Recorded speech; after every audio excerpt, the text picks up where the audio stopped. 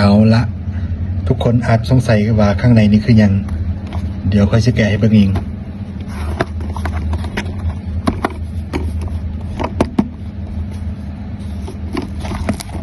มาเริ่มแกะกัน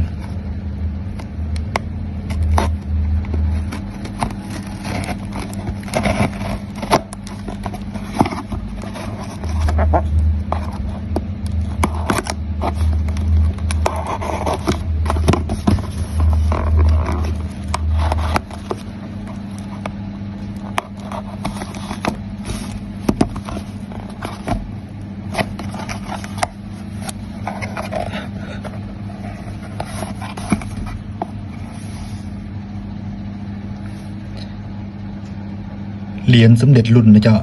เหรียญสมเด็จรุ่นนะเจ้า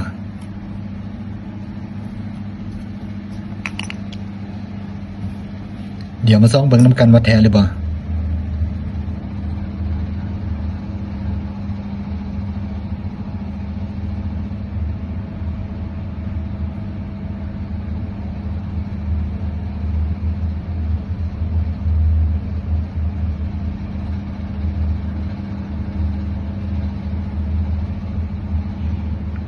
นี่จุดสำคัญจุดจ่ายเงินเลยเห็นปะเหรียญนี้แท้นะเจ้า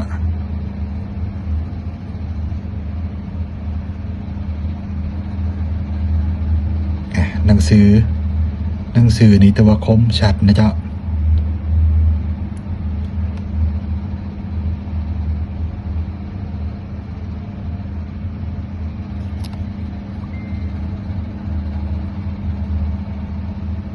แล้วมาเบิ่งด้านหลัง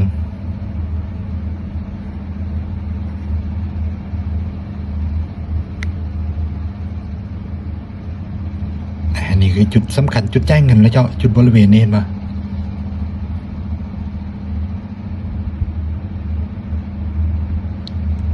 จะเห็นเส้นสายฝนนะเจ้านี่เห็นปะเป็นเส้นลงมาแต่ว่าองค์นี้แท้นะเจ้าถ้าไหนมีแบบนี้อยากแบ่งปันหรือว่าอยากเช่าบูชาก็ทักมาได้นะเจ้าเหรียญสมเด็จรุ่นนะเจ้าจัดสร้างปี 1994นะเจ้าตรงนี้สภาพเดิมๆเลย